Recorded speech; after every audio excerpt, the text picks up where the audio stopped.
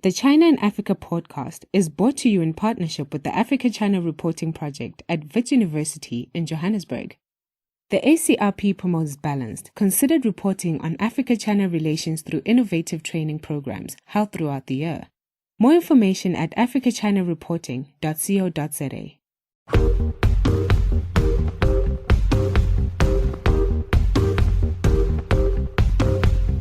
Hello and welcome to another edition of the China in Africa podcast. I'm Eric Olander, and as always, I'm joined by Cobus van Staden of the South African Institute of International Affairs in Johannesburg, South Africa. A very good afternoon to you, Cobus. Good afternoon. Cobus, today we're going to be talking about Mandarin language education, and this is a topic that we've come to a couple times every year for the past few years because it is such a sensitive topic. Remember last year we were talking about how the South African Educational Department has implemented Mandarin language education as part of the core national curriculum. Now, this brought up a lot of controversy, and it rather shocked me the last time I was in South Africa just a few months ago, how few people speak Mandarin given that it's South Africa's largest trading partner. Then today, it was really quite exciting to see a headline cross on Deutsche Welle, the German broadcaster, which said that there is the growing enthusiasm, even passion for learning Chinese in Kenya. And so it does seem to be that there is possibly a change of attitude now in some parts of Africa for learning Mandarin. And a lot of this Mandarin education is going on in places like the Confucius Institutes. And for those of you not familiar with the Confucius Institutes, they're kind of like the Alliance Française, which is the French embassies all around the world, their institute for teaching French. The Americans have the American Center. The British have, I think, something called the British Council, where they teach UK culture and English language. And the Chinese have the Confucius Institutes. But Cobus, these Confucius Institutes, unlike their counterparts in the United States, Japan, are quite controversial. Tell us a little bit about the background about Confucius Institutes. Confucius Institutes are usually started at universities. So you don't set up an independent Confucius Institute usually. It usually is in partnership with a local university. The university provides office space, teaching space, and institutional support. And from China comes teachers and funding. And so you have a situation where language is being taught, but at the same time, a lot of Confucius Institutes also have a mission to teach culture. And in the Confucius Institute classes that I've attended at Stellenbosch University, it was mostly very dehistoricized kind of ideas of ancient Chinese culture. But they've become controversial, especially at universities in the US, where there's been allegations that Confucius Institutes are used to further Chinese government talking points and to essentially, foment Chinese cultural influence on young impressionable Americans. So that's led to you say that as if we're like little fawns in the forest, young impressionable Americans subject to Chinese communist propaganda. So there's been cases where some U.S. universities actually kicked out the Confucius Institutes on their campus. Yeah, that was the University of Chicago, actually, I think, didn't renew their contract with the Confucius Institutes. Yes. And so across the world, you've seen this kind of debate going from university to university about whether it's a good idea to have them or not.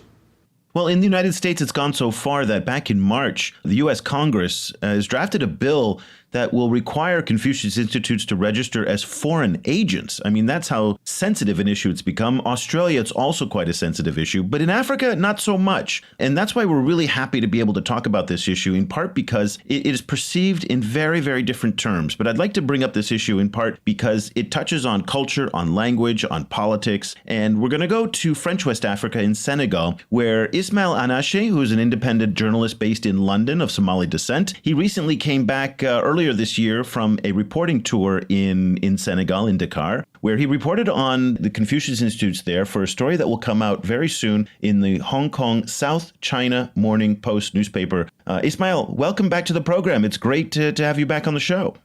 Thank you so much, Eric, for having me, and thank you, Cobus.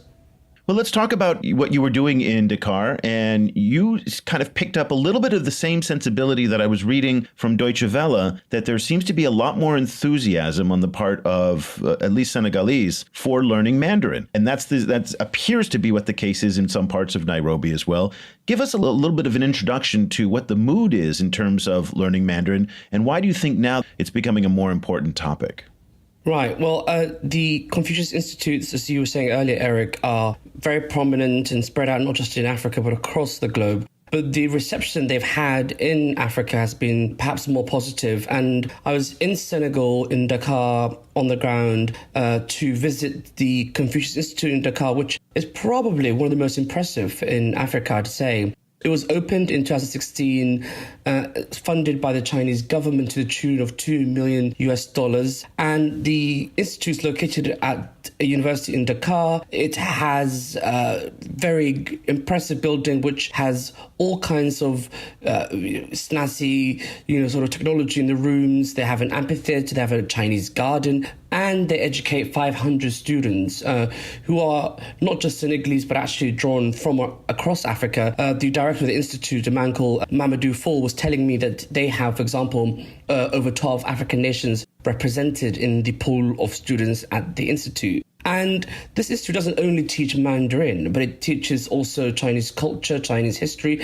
And there's even, as part of the institute, courses available to learn traditional Chinese medicine.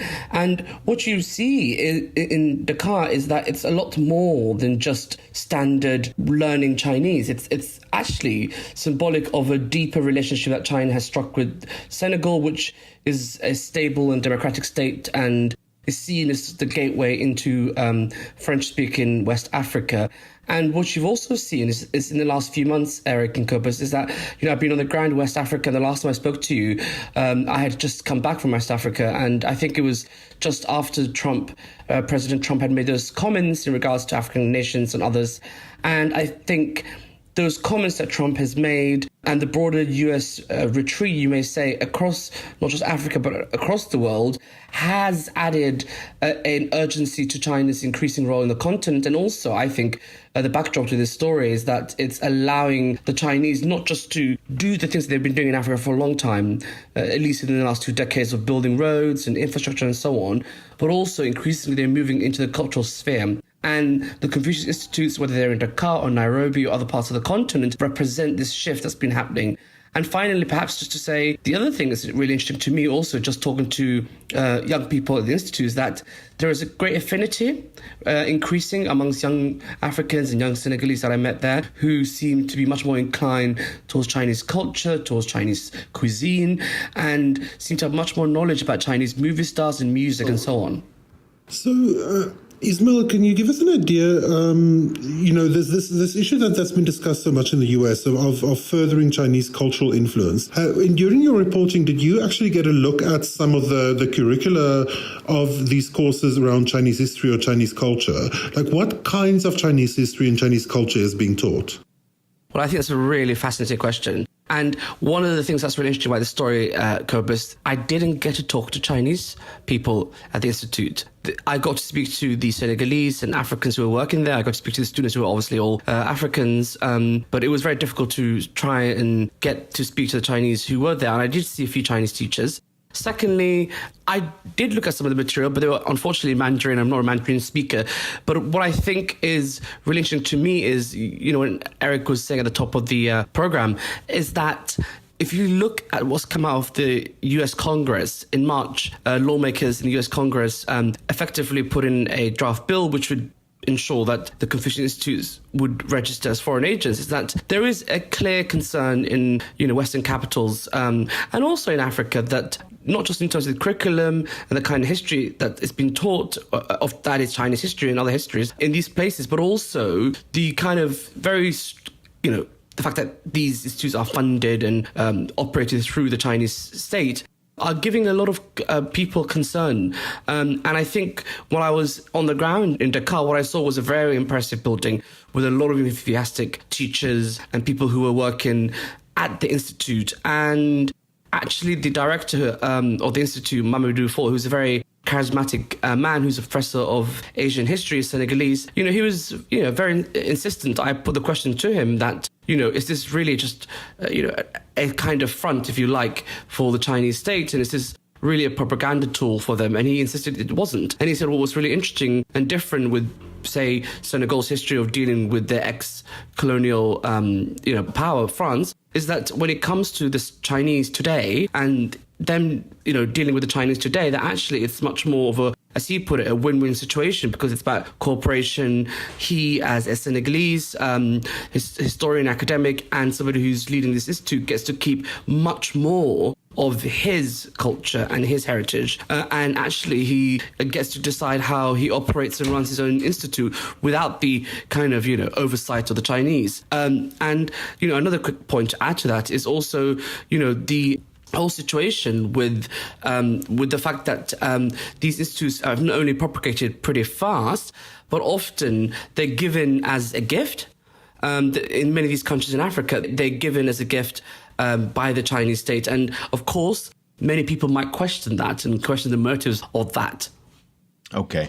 I mean, did he really say win-win? He did. Okay, so that's an indication to me that his bread is buttered on one side. I mean, of course he's going to say that the Chinese don't interfere because, well, that's his livelihood. I get that. The fact is that, the Chinese may offer you more autonomy than, say, another country. But at the end of the day, you have to play within the confines of whatever the Chinese parameters are. I mean, that's just the way it is. You're not going to start talking about sensitive issues that the Chinese don't want to. You don't have academic freedom when you deal with the Confucius Institutes. I mean, that everybody knows that. The sound you hear behind me right now, that's my rant box that I'm about to stand on here. And I'd like to rant for a little bit. I want to get both of your reactions to my rant. Okay, let's forget the fact that the institute, the head of the institute is, he likes what the Chinese are doing. I get that. Of course he's going to like what the Chinese are doing. The idea that they're not propaganda, that's ridiculous. Of course they are propaganda. But that's what these government cultural centers do. I mean, you can't walk into the Alliance Française in any African country and really start ranting and raving about how the African migrants are treated in the banlieue and all the sensitive issues in French culture and French politics and all these different things. The same way that if I walk into an American center anywhere and start raving about Black Lives Matter, they're not going to welcome me too much, especially in this administration right now. There is not academic freedom in the American centers, nor the Alliance Française, nor the British Council, because they are there for a purpose to promote their government, to promote their states. They are state funded. The hypocrisy of the Americans to label the Confucius Institutes foreign agents when they are doing exactly the same thing, which is to promote a narrative of their country to be able to persuade other people to believe in them. That's what they're doing. I don't blame them, but just to call theirs somehow pure and the Chinese somehow impure propaganda is ridiculous to me. It just offends me on every way, and it just infuriates me. So with that, I'm going to put my rant box away. Ismail, let me get your take on my rant, and then Kobus, I'd like to get your response. Agree or disagree? Well, that was quite a interesting rant. That was a rant, wasn't it? There we go. But I think you raised a number of very important points, Eric. And I think, well, first of all, the Chinese Confucius Institutes are effectively built on the British Council and the Goethe Institute that you mentioned and others in France and the United States. So in a sense, China is just entering the game late, but it's doing what other Western countries have done for a long time, which is both to propagate their culture and their language and their way of thinking about the world. So you can argue in that sense, I think you're right, that what China's doing isn't particularly extraordinary or particularly strange. What is perhaps different about China is the scale and the speed, which is interesting because, of course, China is on its way to becoming the most powerful country in the world, economically, at least in the next few decades. And that has obviously unsettled rivals, and that has obviously caused upset amongst people in the West, in Washington and London and other places. And also you have to remember the history as well when it comes to Africa, and particularly West Africa, is that, much of the continent was under colonial rule, and it was split up largely between the French and the British. And in West Africa, Senegal has always been the kind of centre of what was French West Africa. Which now I think includes 10 independent states now. But at that point, it was a vast territory all the way west from Mauritania, going all the way as far east to Niger, and all the way down south to Benin and Côte d'Ivoire, and all the way to the far west on the most western point, which is Senegal. And Senegal was actually St. Louis and then Dakar were both the capitals of French West Africa. So there's also this kind of sense of it's the backspace of France, West Africa, French-speaking West Africa. So you can understand why that might rattle the French if they suddenly see the creeping kind of, incursions that the Chinese are making in the cultural space. And then the final thing, which is, is China propagating its message? Is this more than just culture? Absolutely. The Chinese recognize the significance of using culture as an instrument to leverage their global, foreign policy and other national security interests. And the Chinese also recognize that in the long term, they have to shift from just looking at, when it comes to Africa at least, just in terms of resource extraction, just in terms of building infrastructure. Now they are actually beginning to think of using culture as a capital, really, as a form of capital. So I think the other interesting point to add to that is that the Chinese are also beginning to settle in Africa. So in the last couple of decades, as many as 1 million Chinese have settled in the continent.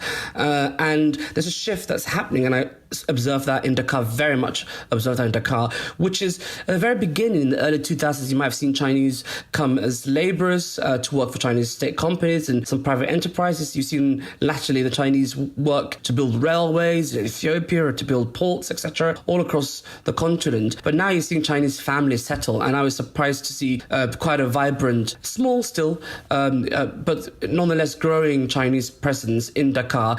In the city, there is an area where there are many Chinese shops. It's not quite a Chinatown. It doesn't really have the features that we would tend to associate with the Chinese or Chinatown, but it's starting to resemble that. So I think you're seeing both the investment that the state is making in China, but also you're seeing ordinary Chinese begin to make their own kind of connections to the continent. Support for this podcast comes from the Africa-China Reporting Project at Wits University School of Journalism in Johannesburg. The ACRP provides reporting grants, workshops, and other professional development opportunities for both African and Chinese journalists. Follow the ACRP on Twitter at Wits China Africa or visit africachinareporting.co.za for information about grants and upcoming seminars. So, Cobus, the way that Ismail has laid out the role of the Confucius Institutes, which is to promote Chinese culture, to promote Chinese language, and to promote a narrative, is really the essence of soft power in its kind of traditional definition that Joseph Nye, all those years ago at Harvard, defined it as, which is using the power of persuasion rather than hard power, which is the power of guns and economics. And again, nothing that what we've heard from Ismail, to me, differs from anything that we see that other powers are doing. And so I just don't understand, where the double standard is coming from. Or do you think that I'm being too sensitive and am I missing something here, that the Chinese, in fact, are doing something more nefarious than what the Germans, British, and Americans are doing in all around the world, not just in Africa with their institutes? I agree with you that what the Chinese are doing is essentially using a model that was designed in the West to improve soft power. And I think this model is actually considerably older than when Nye coined the concept of soft power in the 90s. By then, there's already been decades right through the Cold War of the US, for example, promoting its own culture, promoting its own way of thinking, all over the decolonized world. Where I think the difference comes in is, as Ishmael pointed out, like this is China jumped into the system pretty late, and they jumped into it at a moment, I think, when the West had lost a lot of faith and energy for this kind of self-promotion. Because in the end, the self-promotion isn't just to get people to learn your language or to watch your movies. All of those systems were interlinked originally. So the idea was that you would train people in your culture, for example, to learn French, to start reading French novels. And then at some stage, the elite of that group would be offered frequently scholarships to go study at French universities. And of course, there are still a lot of Africans studying at French universities now. More Africans, France still takes the most African students, with China the second. But the idea was it wasn't just building soft power in the local area. It was shaping people with a mental affiliation to the country. So it's like shaping them in a way where their very way of thinking was fitted into your worldview. And, and that is what China is doing. Like, China is doing that kind of old school connection of the two, with people actually then frequently getting scholarships to actually go and study in China after having gained enough, Chinese language proficiency to be able to do it.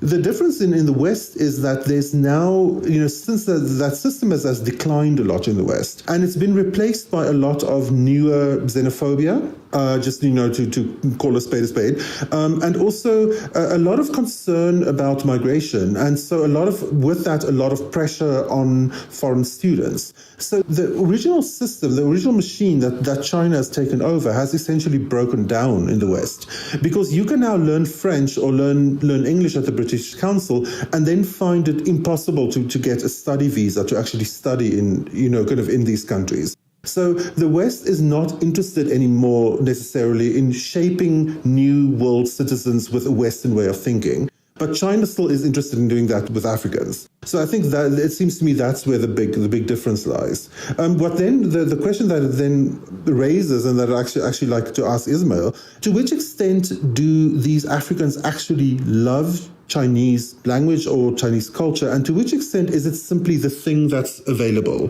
The thing that if you're interested in trying to get out overseas or interested in getting an overseas qualification, all of the other countries where you would traditionally go are increasingly battening down the hatches and making it basically impossible for African students to study there. So to which extent is China really, really attractive, and to which extent is it attractive enough?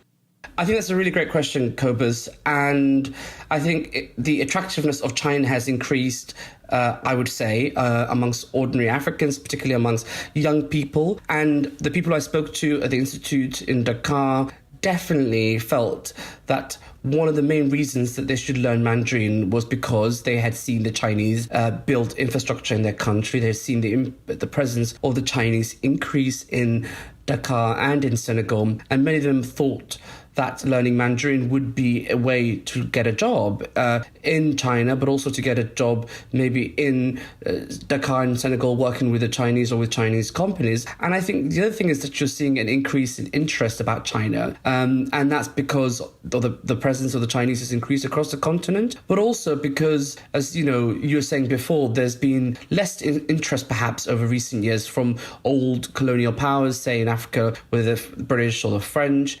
And also the fact that if you're a young African undergraduate student in Dakar or in Nairobi or wherever, and you'd like to go and study abroad, the reality is that it's very difficult to get a visa to go to Europe. And it's become much more difficult in recent years. And actually in China, it's becoming easier. And while I was in Senegal back in January, the Chinese embassy there had made an announcement saying that they would make it easier for Senegalese students to obtain Chinese visas. So now it's actually much easier for students from across the continent to study in China. And by the way, that's not just in China. If you look at Turkey and India, Malaysia, these kinds of countries are becoming easier destinations if you're a bright, able, educated African who wants to go to abroad to further their skills. So it's a bit of both. On the one hand, there's growing interest, and then on the other hand, it's much more difficult for young Africans to get to traditional countries they might have gone in the past, like in the UK or the US or France. So now they're looking to China, and China, it seems, is welcoming them. Yeah, I want to talk about a slightly different angle here, in moving beyond the student side and the propaganda side, but the need for African countries to develop sophisticated China policies. There's this old saying that China has a policy now for each African country, but most African countries don't have a China policy. And I will admit, I'm a little bit biased. I speak, read, write fluent Chinese. So I feel that now that I can speak the language at a much more sophisticated level, I actually have insights that I have now that I didn't have when I wasn't able to speak. I don't believe that you can effectively understand this country without speaking the language.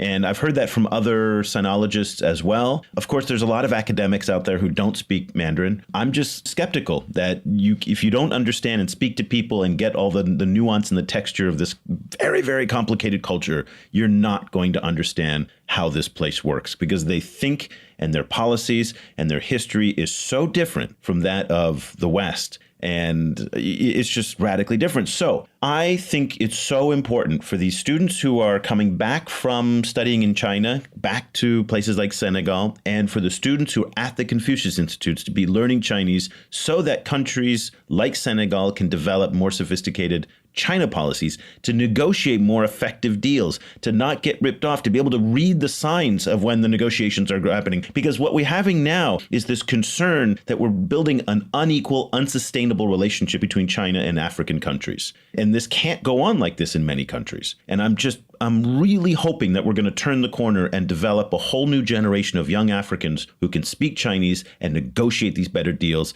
and not let the Chinese take advantage of these smaller African countries when they have power and money and leverage. What's your take on that? I think that is a really important point, and I saw that firsthand, which is, the fact that speaking Mandarin has already given opportunities for young Senegalese and other Africans studying at this institute, because this institute has actually been going for 5 years now. It opened, I think, in 2012. And the new building, the impressive building, which I visited in January, was opened in 2016.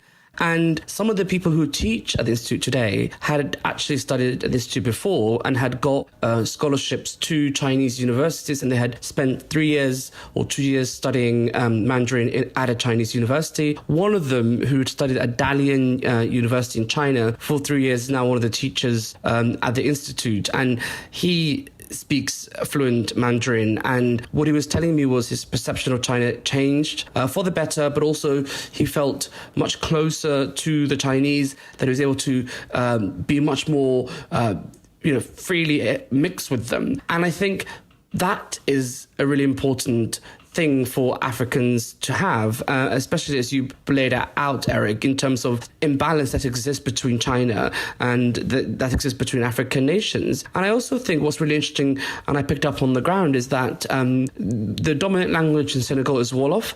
What was interesting was the teacher I was just mentioning. He said to me, interestingly, culturally, there's a lot more similarities between the Senegalese and the Chinese than there is between the Chinese and the French. And he said when they speak their local dialect Wolof, actually, it's much easier to translate between Mandarin and Wolof than it is to go via French. So that's also another interesting dimension to all of this. And finally, if you look at the history of foreign languages in Africa, of course, the dominant ones have been French and English, the old colonial languages. And one thing that I saw at the Institute and the people I spoke to there is that there is not only an increasing awareness of Mandarin as a foreign language, but there's also an increasing desire, and not just in Senegal, but in the parts of Africa. People feel that perhaps in 50 years' time or more, that young Africans may end up speaking Mandarin as the preferred foreign language of business and commerce, which obviously will be to the benefit of Africans. If they speak Mandarin really well,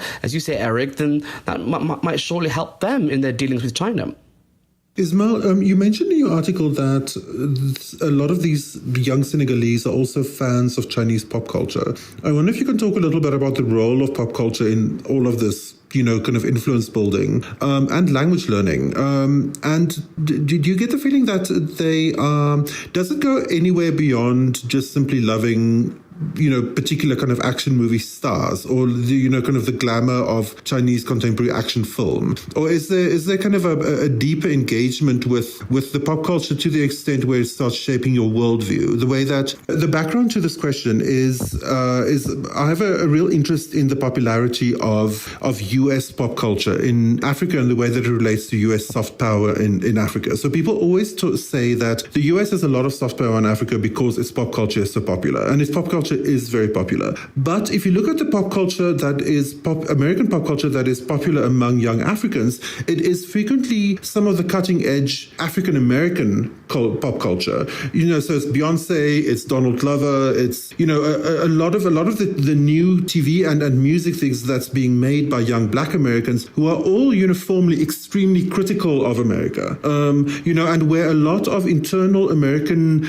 issues around race and so on are being kind of fought out out in the arena of pop culture. And it is that debate that has a lot of influence in among young Black Africans, not just simple fandom of the US. It's a lot of things around Black Lives Matter, a lot of things around systemic injustice, in kind of where the US is frequently being described as kind of an arena of racism, of injustice. So long-windedly, I'm kind of asking, to which extent do you feel that this kind of engagement with Chinese pop culture is starting to open up more complexities rather than simply ending at fandom? Right. Well, I think that was a really interesting overview, Kobus. So first of all, most of the young people I interviewed at the Institute in Dakar had not been to China. The Institute does award 50 scholarships a year to go for the best students to go and study at Chinese universities and improve their Mandarin. And some of them stay there and some of them come back. Now, in terms of pop culture, I think the prism of pop culture is very important. The first thing to say is America has no doubt the most significant pop cultural influence anywhere in the world, and particularly in Africa. And the reasons you were sort of drawing out, Kobus, is because Africans can see themselves in a sense, because the people that they see in the movies look like them. And of course, you must mention at this stage Black Panther. I know there have been some controversies around that, but the most important thing about that film, I mean, it's first of all brilliant and I enjoyed it very much, but it's because Africans can see themselves on the screen, which is in contrast, let's say, to the ways in which blackness and Africans have been depicted in Chinese media. There have been often some controversies on Chinese television and so on. So, of course, America has this advantage. And of course, because African Americans, in a sense, sort of represent Africans because we look the same. And I think also to the important point to add to this is that, for example, completely different story, but when I've been covering migrant stories in Europe and been interviewing young African migrants in Italy and in Spain and other places in Europe, I've always noticed that most of those young African guys, whether from Gambia or Eritrea or from Somalia, have often kind of used rap and hip-hop culture as a kind of symbol, sort of the caps and the sportswear and the swagger and all of that.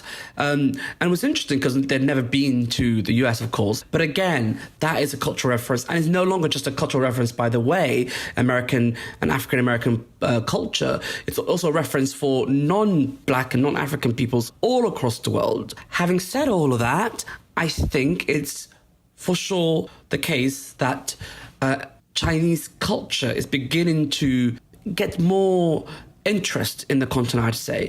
And historically, yes, we all know about Jackie Chan. And, we all know about those classic films that were made in Hong Kong. We know about the kind of that genre of martial art films. We know about Bruce Lee, etc. But I think what's happening slowly is that there's an increasing interest amongst young people in Africa, and particularly in Senegal, where I was, in Dakar, talking to young people. They obviously hadn't been to China, but, they, were interested in Chinese culture. They were interested in Chinese movies. I think there's also less knowledge probably with Chinese music, and that's probably because of the language issue. But I think the other thing that is really interesting is, beyond all of that, is that what's happening if you go to, not even in Kenya or Senegal, if you go to Somaliland, for example, if you go to Ethiopia, if you go to even places that are off the beaten track in Africa, you'll see Chinese. You may even increasingly see a Chinese restaurant. And I think that way is going to be the most important in for Chinese culture into Africa, because what you see is in Dakar and in Senegal, there's an obsession with all things French, of course, because it's a French culture in terms of the French colonial, history. And there's amongst kind of the moneyed kind of crowd in Dakar, the very trendy restaurants and bars, there's a real obsession with European cuisine and with expensive wine and European brands and all of that. So China's got a long way to catch up. But what's happening is that slowly in Dakar, you're seeing Chinese restaurants open, you're seeing Chinese entrepreneurs come, you're seeing Chinese food being sold. And one thing is that all those young people I interviewed at the Institute, none of them had been to China, but all of them had had Chinese food. They had all had Chinese food. Not all of them could eat with chopsticks. I think a lot of them struggled, and we had a little bit of humour about that. But all of them had tried Chinese food, and all of them had been to a Chinese restaurant, and all of them had been to the part of town where there is Chinese in Dakar. And I think that kind of connection is going to ultimately be a really important aspect of the broader culture. But of course, films and music and so on, I think China's still got a massive way to go on that. So now it's General Chow's chicken is going to be the gateway into Chinese culture in places like Dakar and French West Africa. I think the French are probably recoiling in horror to think that they're being displaced by General Chow's chicken nonetheless. Listen, Ishmael and Ashe, thank you so much for joining us. You sent me a draft of the article, but you didn't have a title on it. If people want to look up the article on the South China Morning Post, what's going to be the title? Do you know? Not yet. So we'll share a link when the piece is up this week later. We will do, most likely by the time that this show is out, the article will be out on the South China Morning Post, and highly recommend to read Ishmael's reporting. He's covering China and Africa now quite regularly, once or twice a year. And he does some excellent reporting. And this is really, again, an interesting story because it touches on so many sensitive issues of culture and politics and history and propaganda. And when you're reading his story, I urge you to kind of think about my rants here a little bit about the double standards that I think the West is putting on the Chinese. Sure, you're not going to get lectures on Tibet and Xinjiang and Muslim separatists in the Confucius Institutes. That's not going to happen. But similarly, it wouldn't happen in American or the Goethe Institute in the Germans to touch on sensitive issues there as well. So it's a fascinating topic. Cobus, we will continue to cover this story, but we wanted to thank you very much, Ishmael, for joining us. Thank you so much for having me. It's a pleasure always to come on your podcast. Very much enjoy it. Thank you so much. Cobus, this is really the rare story about the Chinese in Africa that seems to be positive. So much of the coverage, especially lately, has been negative about debt, about corruption. There's been labor problems. There's been, all of these different things that really are really negative. And so to see Ismail's reporting that is excited about Chinese culture. And, again, I'm biased here because I've committed so much of my life to studying Chinese culture and I love it. So, and in this case, I have to admit the fact that, to see other people share the joy that I've taken over the years is, to me, really exciting. What's also interesting for me is how it is increasingly shaping, in any kind of investment in long-term education, especially language education, is also an investment in how people will live their lives in the future. Because as you know, once you've learned a foreign language, that connects you to that country for the rest of your life. I mean, I speak Japanese and I have I pay special attention to anything Japanese, just simply for that reason. And, so this is shaping the connections between Africa and China right at the moment when the West is increasingly seems little interested in those connections. They're not, it's a long time since the West was eager to really build, to really attract talented Africans or really build connections with Africa. Mostly the West seems to be mostly engaged in trying to keep as many Africans away from its shores as possible. And so it's going to really shape the world, I think, in the future. All of these Africans learning Mandarin, building cultural competence in Chinese culture. It might not necessarily be that it's going to only shape connections between China itself and their home country, but in the larger scheme between Asia and Africa. It becomes actual South-South cooperation with no Western involvement. It's a very interesting shift. It is, and I think it's so important for Africa. And as that point I made earlier in the program about how African countries need to have a China policy. And this is interesting because this is not uniquely an Africa policy. One of the things I was talking about with a U.S. diplomat a couple weeks ago is how he was telling me how the State Department of the United States has basically purged or just pushed out their China specialists. And there's not a deep bench of China knowledge, even in big governments like the United States. So and that's putting them at a disadvantage in negotiating with the Chinese. The Chinese, for their side, have negotiators who are familiar with the United States and negotiated with the United States for the past 25 years. They know how to negotiate with the Americans. And that gives them a distinct advantage. And I hope that Africans will take advantage of this opportunity, whether it's to go to China to study, to learn Mandarin online, to learn Mandarin at Confucius Institutes, in schools, in private schools, wherever they can, because I think it will really help in the long run. I know, and you and I are very, very sensitive to the politics of language in Africa, particularly in places like South Africa, with regards to the colonial history of foreign languages being imposed on people. But I see this differently. I see this in many ways as the opportunity to take advantage of what comes from being, speaking the language of your largest trading partner. It is so important. Final thoughts from you. Yeah, and it just opens up a set of experiences of and ways of thinking that's not open to you if you only learn Western languages. Chinese is just a different way of conceptualizing the world, and it's just valuable in and of itself. No matter, even if China were a small little island state with no economic power, that the richness of that language would still make it worth learning. And now, of course, it brings a whole bunch of economic and political opportunities with it. So, I think it's important to do. So we are two advocates for learning Asian languages, Japanese with Cobus, Chinese with me, but not everybody agrees with us. We would love to hear what you think. Share with us your thoughts on whether you think it makes sense for Chinese students and young people to learn Mandarin, or should they actually just focus on reading, writing, math, and all the basics, because those themselves are not easy. And also the consistency of education across Africa varies dramatically. So a lot of people say, you know what, it's a luxury to be able to learn a language like Chinese that really most people can't afford to do in terms of time or money and resources. But share with us your thoughts. You can find me on LinkedIn. We're on Facebook. We're on all the major social platforms. And of course, you're in my email address. You'll be able to connect with me in the show notes of this podcast. We're still trying to iron out Cobus's email address. We're having some problems. A lot of you have written to Cobus, I know, and you haven't gotten responses, and that's because there's somewhere in the Google universe right now floating around. We're not sure, but we are looking to fix that problem. In the meantime, you can send emails to me, and I will pass them on to Cobus. So we'll be back again next week with another edition of the China in Africa podcast. For Cobus Van Staden, I'm Eric Olander. Thank you so much for listening. The discussion continues online. Head over to facebook.com/China Africa Project to share your thoughts on today's show. The guys are also on Twitter, where you can find Cobus at Stadinsky or Eric at eOlander. And be sure to sign up for the weekly China in Africa email newsletter by going to www.ChinaAfricaProject.com.